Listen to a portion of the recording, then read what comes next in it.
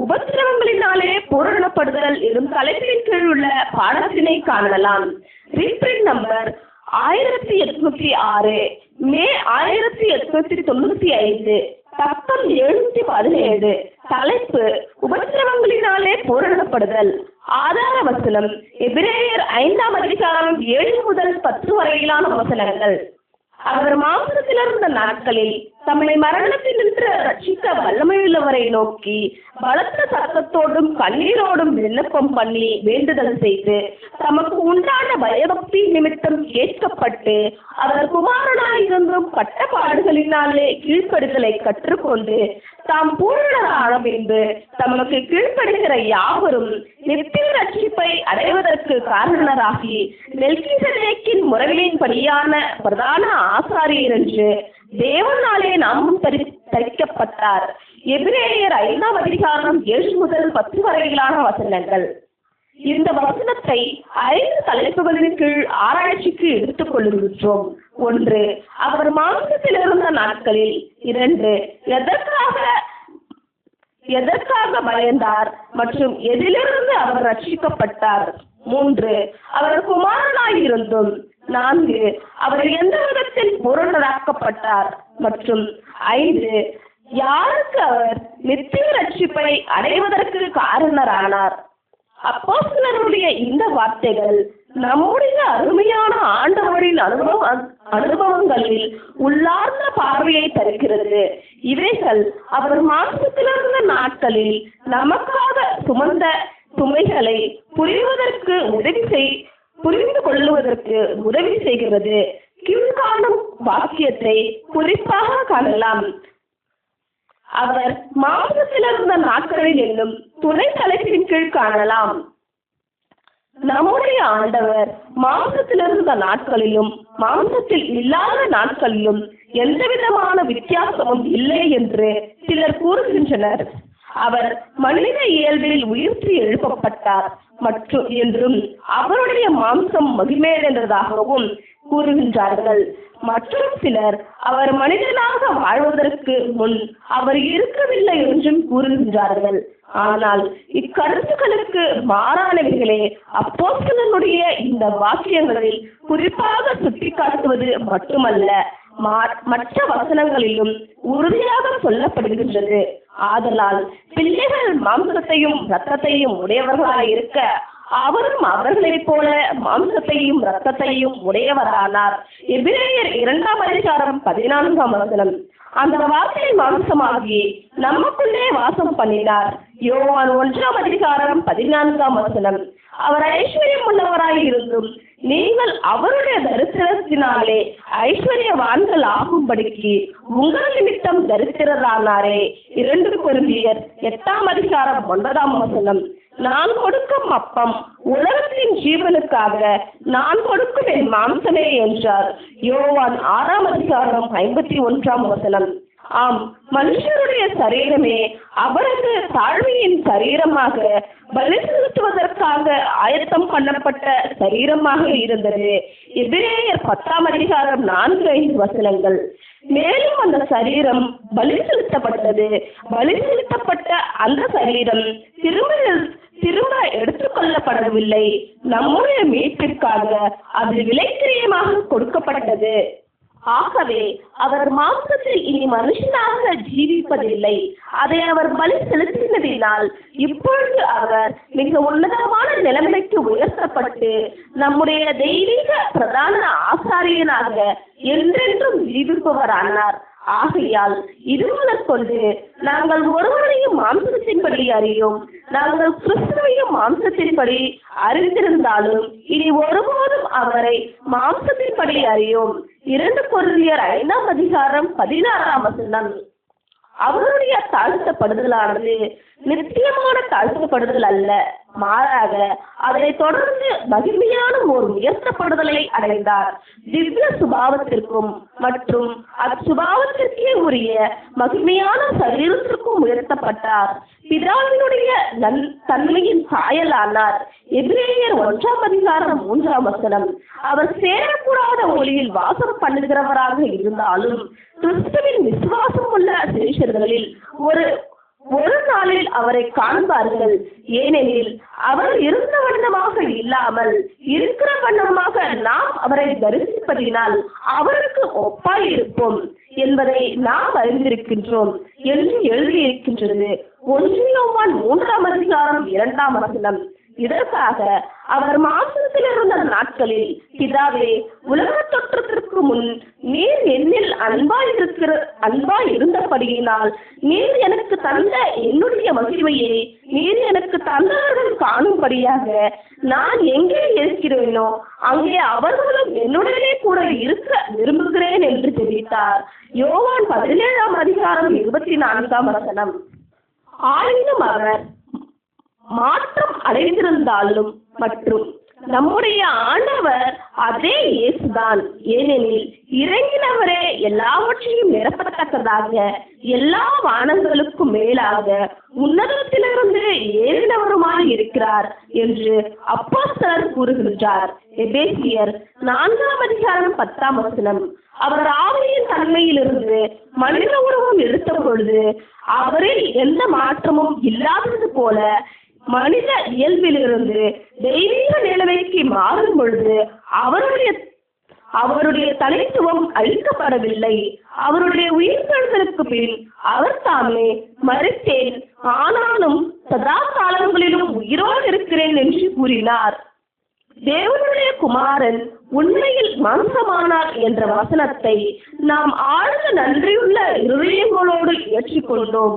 மேலும் மாம்சத்தில் உள்ள அவருடைய நாட்கள் எண்ணப்பட்டதாயும் குறைவாக இருந்ததினால் நாம் தேவனுக்கு நன்றி செலுத்துகிறோம். நம்மை போல அவருக்கும் குறைவான நாட்களும் முழு உபத்திரவத்தோடு காணப்பட்டது. விசேஷமாக பலியின் வேலையை செய்வதற்காக அவர் உடன்படிக்கை பண்ணின பின் வந்த நாட்களானது வேதனைகளும் ஏமாற்றங்களும் துயரங்களும் உள்ள நாட்களாக காணப்பட்டது. இந்நாட்களானது தேவைப்படும் நேரங்களில் எல்லாம் கிருபையை பெற்றுக் கொள்ளத்தக்கதாக பரலோக கிருபாசன தந்தைக்கு அவரை வழி நடத்தியது. ஊழியத்தின் விறுவிறுப்பான பகல் பொழுது நிறைந்தவுடன் ஜபத்திற்கான இடத்தை தேடுவது நம்முடைய ஆண்டவரின் வழக்கமாக இருந்தது. மலைகளும் வனாந்தரங்களும் அவருக்கு மறைவிடமாய் இருந்தது மற்றும் அடிக்கடி அவர் முழு இரவும் ஜெபித்தவராய் இருந்தார். தேவனோடு அவர் கொண்டிருந்த ரகசியமான ஐக்கியத்தினால் ஆவிக்குரிய பலத்தையும் ஆறுதலையும் தேர்தலையும் பெற்றார். வெளியேறப்பெற்ற தொடர்பு கொள்ளக்கூடிய இப்படிப்பட்ட தருணங்களில் அவர் வேறு யாரிடமும் திறக்க முடியாத தம்முடைய இருதயத்தை தந்தையிடம் முழுமையாக திறந்தார். அத்தருணங்களில் அவருடைய சகலவிதமான வேதனைகளையும் பாரங்களையும் பயங்களையும் அவரிடம் கூறினார் மற்றும் அத்தருணங்களில் பிதாவாகிய தேவன் அவருடைய அன்பான அங்கீகரிப்பையும் ஆதரிக்கும் தம் கிருபையையும் கொடுத்து தம்மை அவருக்கு வெளிப்படுத்தினார். எதற்காக பயந்தார், எதிலிருந்து ரட்சிக்கப்பட்டார் எனும் துணை தலைப்பின் கீழ் காணலாம். என்ன, நம்முடைய ஆண்டவர் பயந்தாரா என்று சிலர் ஆச்சரியப்பட்டு கேட்கலாம். ஆம், மேற்கூறப்பட்ட அப்போஸ்தலரின் வார்த்தைகள் நம்முடைய ஆண்டவர் மாம்சத்தில் இருந்த நாட்களில் நமக்காக அவர் அனுபவித்த மிக பெரிய மன ரீதியான போராட்டத்தை குறிப்பிடுகின்றது. இந்த மனோ போராட்டம் அவருடைய ஞானஸ்தானத்திற்கு பின் வனாந்திரத்தில் அவர் சோதிக்கப்படும் போதே உடனடியாக துவங்கி கெத்செமனே தோட்டத்தில் உச்சகட்டத்தை அடைந்தது. அநேகமாக கெத்செமனேயில் தான் இதுவரையிலும் இல்லாத அளவுக்கு பலத்த சத்தத்தோடும் கண்ணீரோடும் விண்ணப்பம் பண்ணி வேண்டுதல் செய்து தமக்கு உண்டான பயபக்தி நிமித்தம் கேட்கப்பட்டார். எபிரேயர் 5:7. தேவனுடைய வாக்குத்தத்தங்கள் அல்லது அவருடைய அன்பு தோல்வி அடைந்துவிடும் என்று எண்ணி நம்முடைய ஆண்டவர் பயப்படவில்லை. விசுவாசம் இல்லாமல் தேவனுக்கு பிரியமாயிருப்பது கூடாத காரியம் என்று அவர் அறிந்திருந்தார். தேவன் உடன்படிக்கையை கடைபிடிப்பவர் என்றும் அவருடைய சகலவிதமான நடத்தைகளும் நடவடிக்கைகளும் சத்தியம் மற்றும் நீதி என்ற நித்தியமான கோட்பாடுகளின் மேல் அஸ்திவாரம் கொண்டிருந்தது என்றும் அதிலிருந்து சிறிதேனும் மாறுபடுதல் என்பது அவருடைய நெறிமுறையில் இல்லாத ஒன்று என்றும் அவர் அறிந்திருந்தார். ஆனாலும் மனுக்குலத்தின் ரட்சிப்பின் திட்டமானது ஆசரிப்பு கூடாரத்தின் மேலான ஊழியங்களில் பிரதான ஆசாரியன் குறித்து கூறப்படும் ஒவ்வொரு சிறு எழுத்தின் உறுப்பிற்குமான பிரதான ஆசாரியனுடைய கீழ்ப்படிதலை சார்ந்ததாய் இருக்கும் விதத்தில் ஏற்பாடு பண்ணப்பட்டிருந்தது என்பதை அவர் அறிந்திருந்தார். ஆசரிப்பு கூடார நிழல்கள் பக்கம் 78 ஆங்கிலம் மற்றும் தமிழ் பக்கம் 85 பார்க்கவும். அந்த பலிகள் செலுத்தப்படுவது மட்டுமல்ல, துல்லியமாய் குறிப்பிட்டுள்ளபடியே பலிகள் ஏறெடுக்கப்பட வேண்டும். நிழலான பிரதான ஆசாரியனாகிய ஆரோன் பலி செலுத்துவதற்கான கட்டளைகளுக்கு ஏற்ப செய்ய தவறி இருந்தால் லேவியராகமம் 9:16 அல்லது கட்டளையில் ஏதேனும் அம்சத்தை அவர் மறந்து அல்லது தவிர்த்திருந்தால் அல்லது அவருடைய சொந்த கருத்துக்களை அதில் பொறுத்து இருந்தால் அவர் கிருபாசனத்தின் மேல் இத்தகைய அபூரணமான பலியின் ரத்தத்தை தெளிப்பதற்கு அனுமதிக்கப்பட மாட்டார்.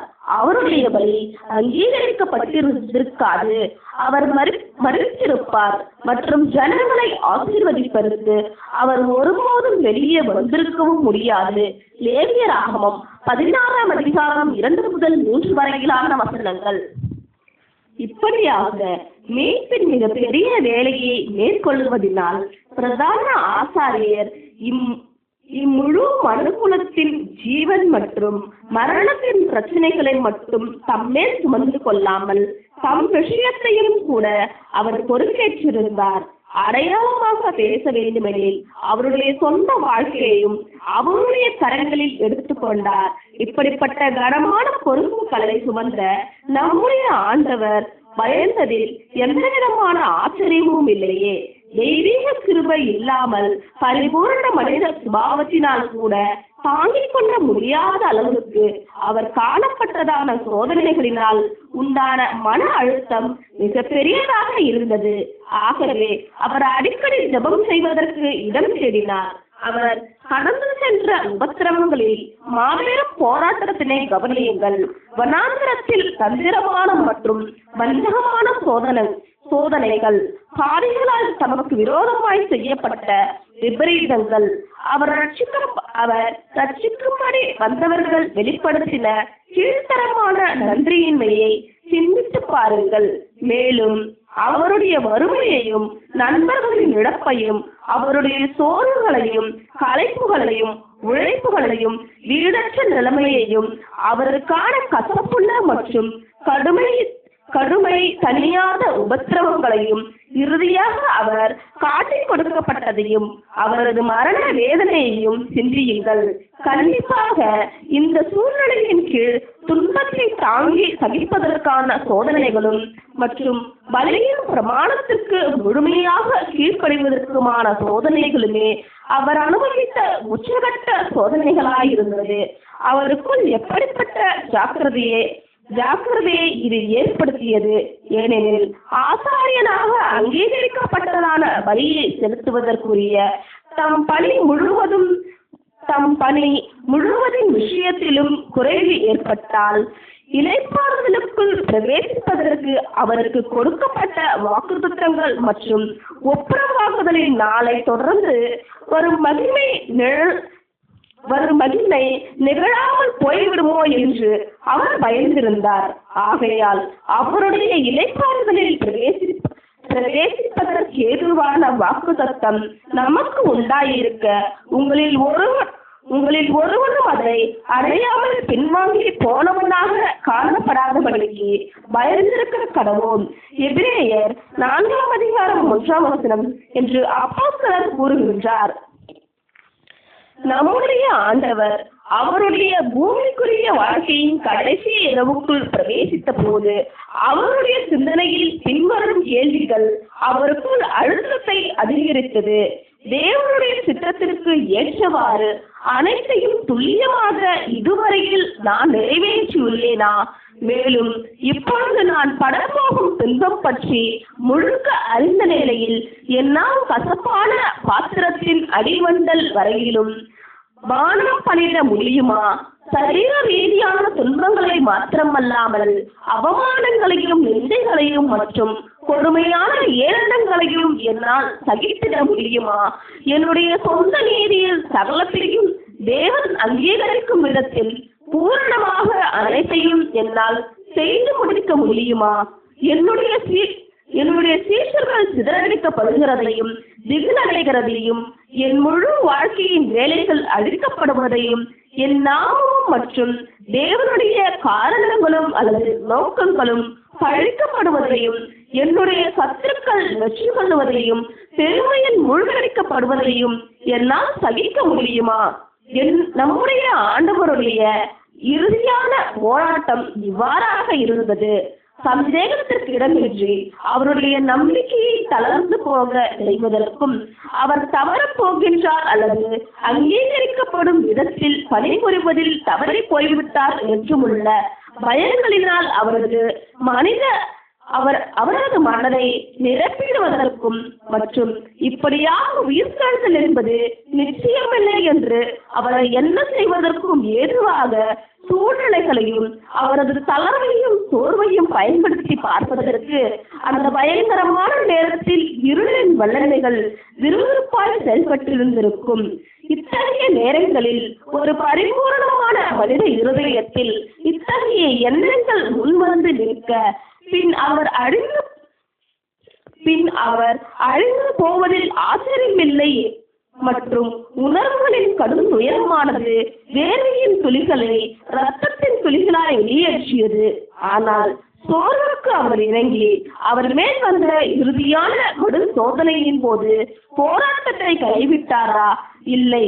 முன்னேறி சென்று தேவனால் ஏற்றுக்கொள்ளக்கூடிய பலியை முழுமையாக செலுத்தும்படிக்கும் அடிக்கப்படும்படிக்கும் கொண்டு போகப்படுகிற ஒரு ஆட்டுக்குட்டியை போல தாம் செல்லத்தக்கதாகவும் தன்னை மயக்க பிடிக்கிறவனுக்கு முன்பாக சத்தமிடாதிருக்கிற ஆட்டை போலவும் அவர் தம்முடைய வாயை திறவாதிருக்கத்தக்கதாகவும் அவருடைய மனித சித்தம் தெய்வீக கிருபையினால் வலுவூட்டப்படுவதற்காக இந்த மனித பயங்களை அவர் தமது பரலோக தந்தையிடம் தம்மை மரணத்தினின்று ரட்சிக்க வல்லமையுள்ளவரிடம் எடுத்து சென்றார்.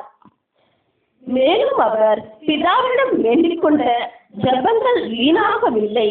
தமக்கு உண்டான பயபக்தி நிமித்தம் கேட்கப்பட்டார்.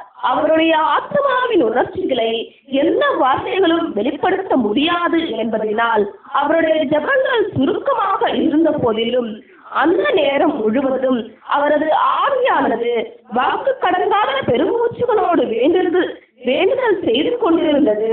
ரோமர் 8:26 அவருக்கு ஆறுதல் அளித்து ஊழியம் செய்யவும் தெய்வீக தயவு அவரோடு இன்னும் உள்ளது என்று உறுதியளிக்கவும் மரணம் வரை எல்லாவற்றையும் சகிக்க புதிய தைரியத்தையும் மன வலிமையையும் உறுதியான பலத்தையும் கொடுக்கவும் தேவன் அவருக்கு ஒரு தூதனை அனுப்பினார். இந்த ஒரு தெய்வீக கிருபையின் உதவியோடு நம்முடைய ஆண்டவர் அந்த நொடி பொழுதிலிருந்து அவருக்கு கொடுக்கப்பட்டிருந்த வேலையை முடிப்பதற்கு தளரா உறுதி கொண்ட தைரியத்தோடு முன் சென்றார்.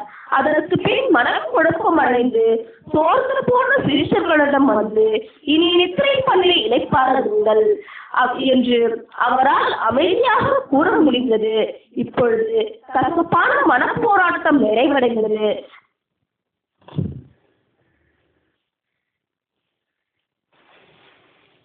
பிணத்தின் மேல் போர்த்தப்பட்ட சேலையை போல அவரை மரணத்திற்கு ஏதுவான துக்கம் கொள்ள செய்யத்தக்கதாக அவர் முன் காணப்பட்டதான ஆழமான இருளை பரத்திலிருந்து பிரகாசித்த ஒளியானது விரட்டியது.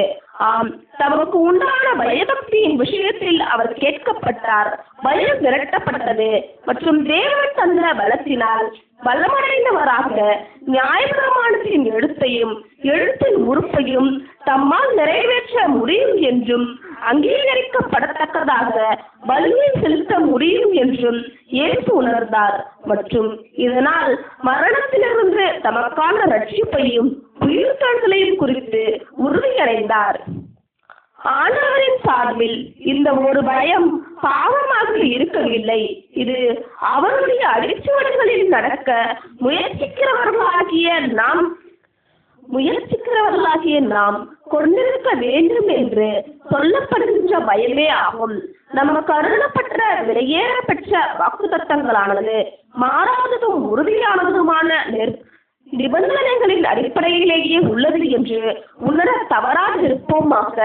எபிரேயர் 4:1 இது தம்முடைய வாக்குத்தத்தங்களை பிதா நிறைவேற்றுவதற்குரிய அவரது வல்லமை மற்றும் விருப்பம் குறித்த சந்தேகங்களினால் ஏற்பட்ட பயம் அல்ல, மாறாக பிதாவின் நடவடிக்கைகளை இயக்கும் நீதியான கொள்கைகள் பற்றிய அறிவின் காரணமாகவும் இன்னுமாக குமாரன் நமது பலியில் உடன்படிக்கையை நிறைவேற்றும் பட்சத்தில் அதற்கு பலனாக நித்திய ஜீவனையும் மகிமையையும் நீதியாய் நிர்ணயித்திட்ட வளைந்து கொடுக்காத பிரமாணம் பற்றின அறிவின் காரணமுமான பயமாகும். மற்றும் அதே நேரத்தில் தாம் ஒரு மனுஷனாக இருக்கின்றார் என்பதையும் இருதயமும் சரீரமும் பரிபூர்ணமாய் இருப்பினும் தெய்வீக கிருபையினால் வலிமையூட்டப்படவில்லை எனில் தாம் தவறிவிடுவார் என்பதையும் அவர் உணர துவங்கின போது பயம் ஏற்பட்டது. என் மாம்சமும் என் இருதயமும் மாண்டு போகிறது, தேவன் என்றென்றைக்கும் என் இருதயத்தின் கண்மலையும் என் பங்குமாய் இருக்கின்றார் என்று ஆண்டவரின் இந்த ஒரு பயத்தையும் அவருக்கு சகாயம் வந்த பிறப்பிடத்தையும் பற்றி சங்கீதக்காரன் கூறுகின்றார். 73 சங்கீதம் 26 இது பிள்ளைகள் கொண்டிருக்கும் அச்சமாகும். அங்கீகரிக்கப்பட்ட குமாரனாக அவர் தேவனிடம் கொண்டிருக்கும் உறவுக்கு ஏற்றதான ஒரு பயமாகும். அவர் குமாரனாய் இருந்தும் எனும் துணை தலைப்பின் கீழ் காணலாம். அவர் குமாரனாய் இருந்தும் அவர் பட்ட பாடுகளினால் கீழ்ப்படுதலை கற்றுக்கொண்டார். யெகோவா தேவனால் அவர் தொடர்ந்து குமாரன் என்று அங்கீகரிக்கப்பட்டது அவருடைய பூரண நிலையை உறுதிப்படுத்துகின்றது. எந்த நேரத்தில் பாவம் செய்யாதிருந்தாலும் அந்த உறவு பறிபோயிருக்கும். எந்த நேரத்தில் பாவம் செய்திருந்தாலும் அவரது உறவு பறிபோயிருக்கும்.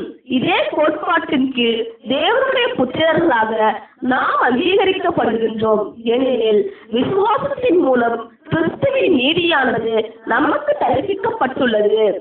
ஆயினும் அவர் அங்கீகரிக்கப்பட்ட ஒரு குமாரனாகவும் பாவம் இல்லாமல் பரிபூரணமாகவும் இருந்ததாலும் அவர் பூரணரானார் என்று அப்போஸ்தலர்கள் அவரை குறித்து கூறுகின்றனர்.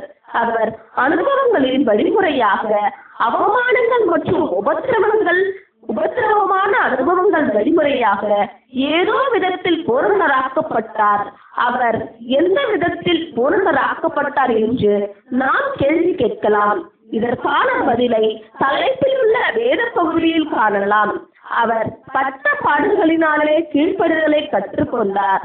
தாம் இந்த படிப்பினையில் பூரணரான பின்பு தேவனுடைய குமாரன் என்று அவர் அங்கீகாரம் பெற்றிருந்தாலும் எப்போதும் தேவன் அவர் மேல் பிரியமாக இருந்தாலும் நேரிலுள்ள தகப்பனுடைய பிரியத்திற்கு நம்பிக்கைகளை கொஞ்சமேலும் குறைத்து போடாதவராக இருந்தாலும் அவர் வாழ்வதற்கு ஆதாரமே அவருடைய தந்தை என்பதையும் சகல ஞானம் நன்மை மற்றும் கிருபைக்கும் தந்தையே ஊற்றும் காரணரும் ஆவார் என்பதையும் அவர் எப்போதும் அடையாளம் கண்டு கொண்டிருந்த போதிலும் தம்முடைய ஜீவனுக்காகவும் மற்றும் அதன் ஆசீர்வாதங்களுக்காகவும் உன்னத தேவனுக்கு தாம் ஆழமான நன்றியை செலுத்த கடமைப்பட்டிருப்பதையும் அவர் எப்போதும்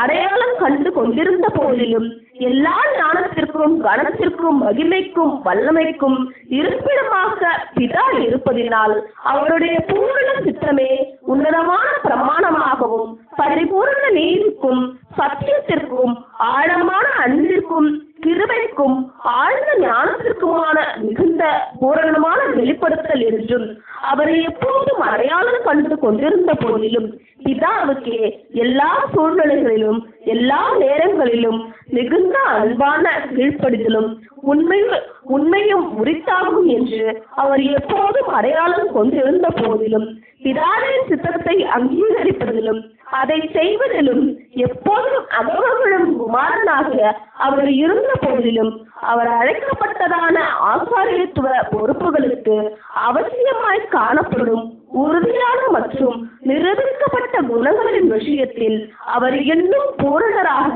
எண்ணப்படவில்லை. அனைவரும் தங்களுடைய நம்பிக்கைகளை எந்த உறுதியான அஸ்திபாரத்தின் மீது கட்ட வேண்டும் என்று அறிந்து கொள்ளும்படியாக இந்த ஆசாரிய பொறுப்பின் விஷயத்தில் அவர் கடுமையான சோதனைகளினால் நிரூபிக்க வேண்டியது அவசியமாயிருந்தது. இந்த நோக்கத்திற்காகவே அவருடைய உண்மையானது கெத்செமனேயின் கடுமையாய் சோதனைக்குள்ளாக்கப்பட்டது. அநேகமாக இறுதி சோதனையை முகமுகமாய் சந்திக்கும் வரையிலும் நம்முடைய ஆண்டவரும் கூட அவரது நீதியான குணத்தினுடைய பலத்தை உணராதிருந்திருக்கலாம். அங்கு அவர் உச்சகட்டமான அளவுக்கு சோதிக்கப்பட்டு நிரூபிக்கப்பட்டார் மற்றும் அந்த கடும் சோதனையின் கீழ் முழு அளவில் பூரணமாய் விளங்கின அவரது குணங்களானது தெய்வீக கிருபையினால் மகிமையான பூரணமுள்ள அதன் முழுமையை அடைந்தது. இப்படியாக பாடுபட்டதன் மூலம் சுயத்தை மிகவும் ஆழமாய் நிறுத்தவராக தேவனுடைய பூரண சித்தத்திற்கும் கீழ்ப்படிய கற்றுக்கொண்டார். தேவனும் இப்படியாக காணப்படுவதற்கு அனுமதித்தார். ஏனெனில் இப்படி நிரூபிப்பது என்பது அவர் அழைக்கப்பட்ட அந்த உன்னதமான நிலைமைக்கு பாத்திரவானாக்கும் குணத்தினுடைய அந்த பூரண வளர்ச்சிக்கும் வெளிப்படுத்துதலுக்கும் தேவையாக இருந்தது. குணலட்சணத்தின் பூரணம் மற்றும் சரீரத்தின் பூரணம் ஆகிய இவ்விரண்டும் வேறுபட்ட காரியங்கள் என்பதை நாம் மனதில் கொள்ள வேண்டும். சரீரத்தின் பூரணம் என்பது தேவனுடைய வேலையாகும். ஆனால் குணலட்சணத்தில் பூரணமாகுதல் என்பது தெய்வீக வழிநடத்தல் மற்றும் மேற்பார்வையின் கீழ் தெய்வீக பிரமாணத்திற்கு கீழ்ப்படுதலின் மூலமாக அறிவுள்ள சிருஷ்டிகளின் வேலையாக இருக்கின்றது. ஆதாம் பூரணமான மனுஷனாகவும் குற்றம் இல்லாதவரும் அடிமைப்படாதவரும் அவருடைய ஆதி அழகில் மகிமை உள்ளவராக இருந்தார். ஆனால் அவருடைய குணங்களை வளர்ச்சியடையப்படும் விஷயத்தில் அவர் வெகு சீக்கிரத்தில் தவறிவிட்டார். ஆகவே பூரண நிலையை இழந்தார். சோதனையின்றி குணங்கள் முற்றிலும் வளர்ச்சியடைய முடியாது. இது ஒரு செடியை போல முதலில் மென்மையாக இருக்கும். இதற்கு தேவனுடைய அன்பின் பிரகாசம் அதிகமாய் தேவைப்படுகின்றது. அவருடைய கிருபைகளாகிய தண்ணீரை அடிக்கடி இதற்கு பொழிய வேண்டியதாக இருக்கின்றது. விசுவாசத்திற்கும் கீழ்ப்படிதலை தூண்டுவதற்கும் அவருடைய குணங்களை பற்றின அறிவை அஸ்திபாரமாக கொண்டு இது வளர்க்கப்பட வேண்டும். இப்படிப்பட்ட சாதகமான சூழ்நிலைகளின் கீழ் வளர்க்கப்பட்ட பின் இது பயிற்சி கொடுக்கும் கிள்ளிவர்களின் காரணங்களுக்கு ஆயத்தமாகின்றன மற்றும் சில கடினமானவைகளை சகிப்பதற்கும் ஆற்றல் பெறுகிறது. மேலும் கொஞ்சம் கொஞ்சமாக குணங்களின் வலிமை வளர்ச்சி அடையும் போது அதற்கு கொடுக்கப்படும் சோதனையானது குணலட்சணத்தை அதிக வலிமையும் அழகும் மற்றும் கிருபையும் அடைய செய்கின்றது. இறுதியில் குணலட்சணம் உபத்திரவத்தின் வாயிலாக உறுதி அடைகின்றது, ஸ்திரப்படுகின்றது, பூரணப்படுகின்றது. நம்முடைய ஆண்டவருடைய குணத்தின் விஷயத்தில், அதாவது அதன் ஆரம்ப பருவத்தில் பூரணமாக காணப்பட்ட வெளியேறப்பெற்ற இந்த குணமானது இறுதியில் அது முழுமை அடைந்ததில் பூரணப்படுத்தப்பட்டு உறுதிப்படுத்தப்பட்டு நிலைநிறுத்தப்பட்டதற்கு முன்பு வரையிலும் கூட அதற்கு வைக்கப்பட்டதான சகலவிதமான சோதனைகளின் வழியாக அதன் பூரண நிலையை தக்க வைத்துக் கொண்டது. இது நம்முடைய பாடத்தின் இறுதி தலைப்புக்கு வழிநடத்துகின்றது. அதாவது, யாருக்கு கிறிஸ்து நித்திய ரட்சிப்புக்குரிய காரணராக இருக்கின்றார் என்னும் துணை தலைப்பின் கீழ் காணலாம். தாம் பூரணரான பின்பு தமக்கு கீழ்ப்படுகிற யாவரும் நித்திய ரட்சிப்பை அடைவதற்கு காரணராகி மெல்கிசேதேக்கின் முறைமையின்படியான பிரதான ஆசாரியர் என்று தேவனாலே நாமும் கற்பிக்கப்பட்டார். தாம் பூரணரான பின்பு என்ற இந்த துவக்க வார்த்தைகளில் நம்முடைய சிந்தனையை அதிகமாக செலுத்த வேண்டும். அதுவும் முன்னதாக காண்பிக்கப்பட்டபடி உபத்திரவம் என்னும் வலியுடன் கூடிய பயிற்சியின் வழியாக அவர் பூரணரானார். இப்படியாக பூரணராக்கப்பட்ட அவர் தேவனுக்கும் மனுஷருக்கும் மத்தியஸ்தராகவும் பிரதான ஆசாரியராகவும் பொறுப்பை ஏற்பதற்கு பொருத்தமானவரானார். அவருக்கு கீழ்ப்படியவும் யாவரின் சார்பாகவும் அவர் அந்த ஆசாரிய பொறுப்பை நிறைவேற்றுவார் என்று அறிவிக்கப்பட்டுள்ளது. ஆண்டவருடைய நியாயமான வழியை நேசிக்காத கீழ்ப்படியாதோர் அதில் நடப்பதற்கு எந்த விருப்பமும் இல்லாததினால் ஆண்டவரின் மத்தியஸ்தரின் வேலையிலான எந்த பலனையும் அடைய மாட்டார்கள். ஆனால் அவருக்கு கீழ்ப்படிய கூடியவர்களுக்கு அவர்தாமே சோதிக்கப்பட்டு பாடுபட்டதினாலே அவர் சோதிக்கப்படுகிறவர்களுக்கு ஆறுதல் அளித்திட விடுவித்திட உதவி செய்ய வல்லவராய் இருக்கின்றார். ஆகவே உபத்திரவங்களின் வழியாக அவர் முதலில் பூர்ணராக்கப்பட்டார். சுவிசேஷ யுகத்தினுடைய அனைத்து அன்பான சிஷ்யர்களும் எப்படிப்பட்ட பாடுகள், அவமானங்கள், துக்கங்கள், நிந்தனைகளுடன் கடந்து போக வேண்டும் என்பதை பரலோக தந்தை அறிந்திருக்கின்றார். இந்த வனாந்தரத்தில் இருந்து வாக்குத்தத்தம் செய்யப்பட்ட அந்த தேசத்திற்கு பயணம் செய்வதற்குள் சபை எதிராக விறகுக்கட்டைகள், சித்திரவதைகளுக்குரிய கருவிகள் மற்றும் நாகரிகமான சித்திரவதை முறைகளை கொண்டும் மத தலைவர்களை கொண்டும் சாத்தான் போராடுவான் என்று எல்லாவற்றையும் நோக்கும் நம் தேவன் அறிவார். துன்மார்க்கனுடைய அக்னியாஸ்திரங்கள் போன்ற கசப்பான வார்த்தைகள் அவர்களை காயப்படுத்தும் என்று அவர் முன்னறிந்திருந்தார். 64ஆம் சங்கீதம் 2 முதல் 3 வரையிலான வசனங்கள். ஆகவே தமக்காகவும் தம்மாலேயும் சகலத்தையும் உண்டாக்கினவர் அநேகம் பிள்ளைகளை மகிமையில் கொண்டு வந்து சேர்க்கையில் அவர்களுடைய ரட்சிப்பின் அதிபதியை உபத்திரவங்களினாலே பூரணப்படுத்துகிறது அவருக்கு ஏற்றதாக இருந்தது. எபிரேயர் 2ஆம் அதிகாரம் 10ஆம் வசனம். நம்முடைய பலவீனங்களை குறித்து பரிதபிக்க கூடாத பிரதான ஆசாரியர் நமக்கிராமல் எல்லா விதத்திலும் நம்மை போல் சோதிக்கப்பட்டும் பாவமில்லாதவராய் இருக்கிற பிரதான ஆசாரியரே நமக்கு இருக்கிறார். ஆதலால் நாம் இரக்கத்தை பெறவும் ஏற்ற சமயத்தில் சகாயம் செய்யும் கிருபையை அடையவும் தைரியமாய் கிருபாசன தன்மையிலே சேரப்படுவோம். எபிரேயர் 4ஆம் அதிகாரம் 15 முதல் 16 வசனங்கள். எவ்வளவு கவனமாக நம்முடைய ஞானமுள்ள பரலோக பிதா தம்முடைய சகல ஜனங்களுக்கான நலன்களை முன்னதாகவே கவனத்தில் கொண்டிருந்திருக்கின்றார்.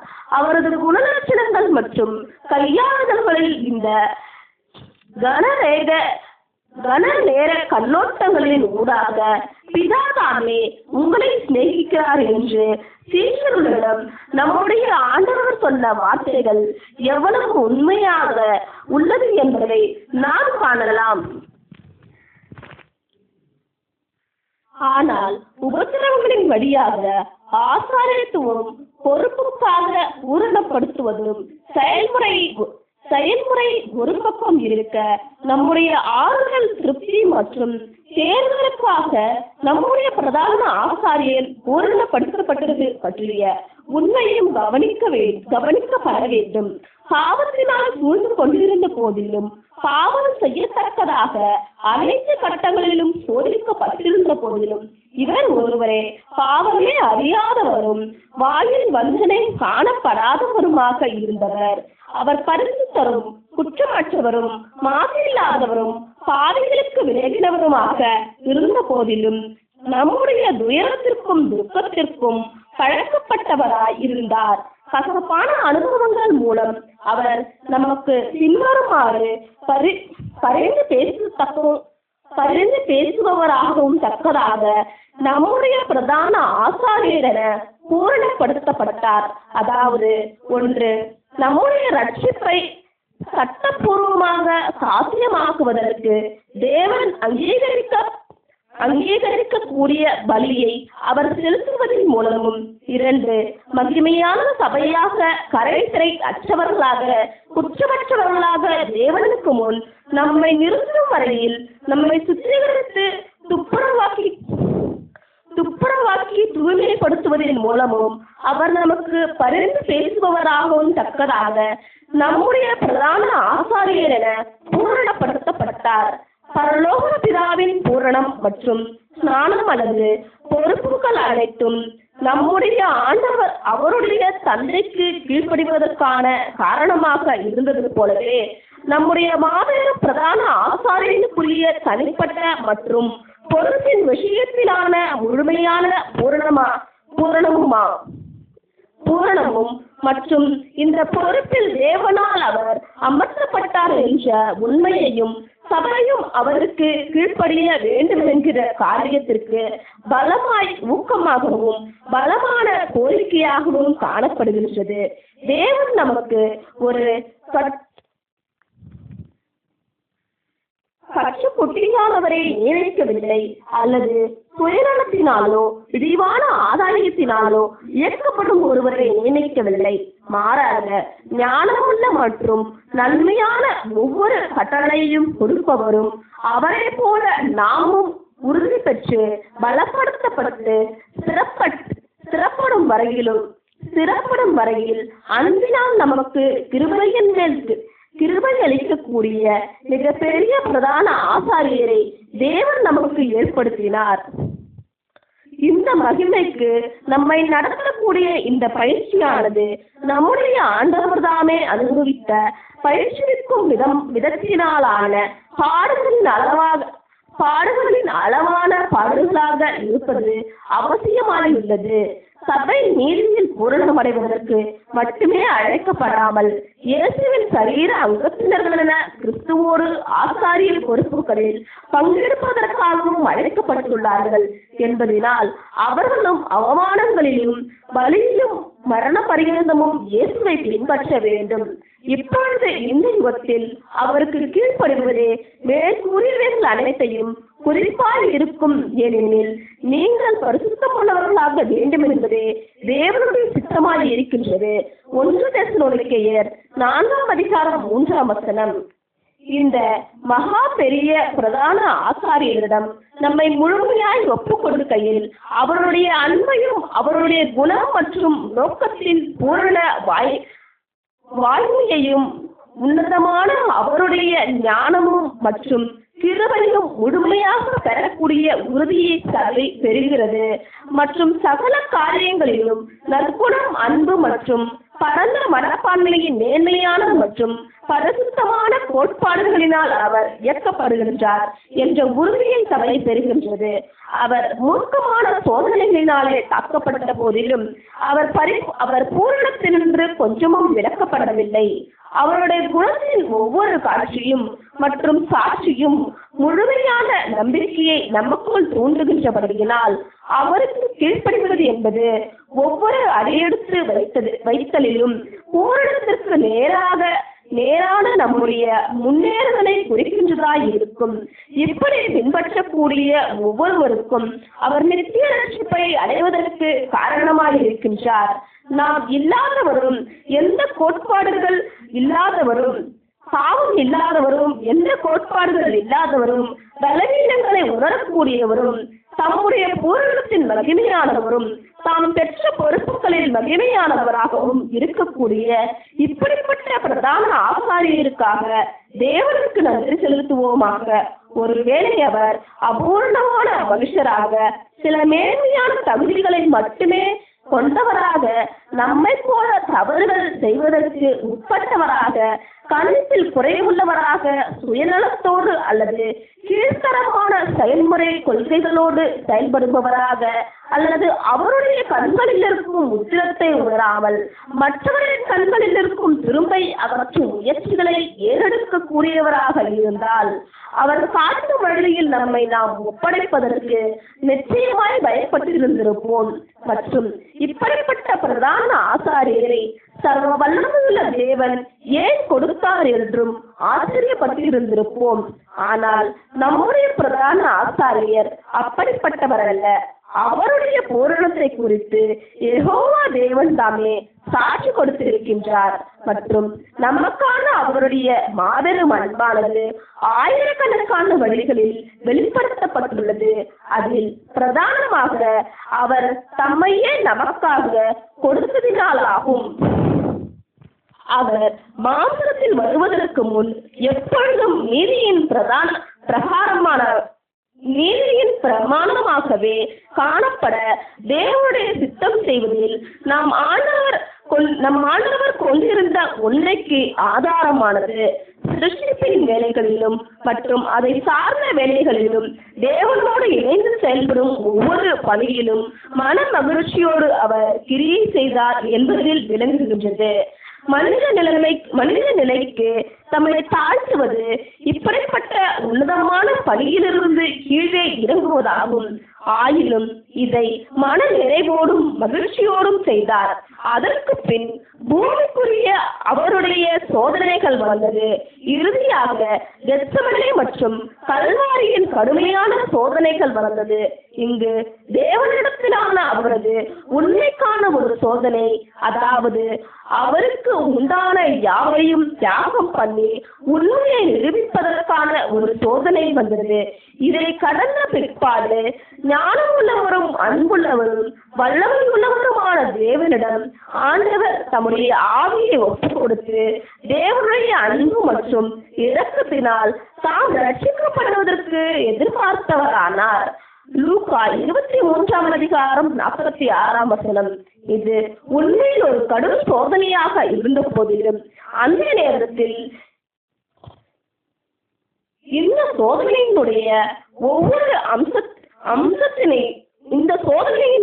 அம்சத்தினுடைய தேவையை குறித்து அவரால் காண முடியாத போதிலும் மத்தேயு 28:39, 42-44 தம்முடைய நேசகுமாரனை துன்பப்படுத்தும் தேவையற்ற வழியை அனுமதி அளித்த அளவுக்கு தேவனுடைய அன்பு மிகவும் பெரியது என்பதை அவர் அறிந்திருந்தார்.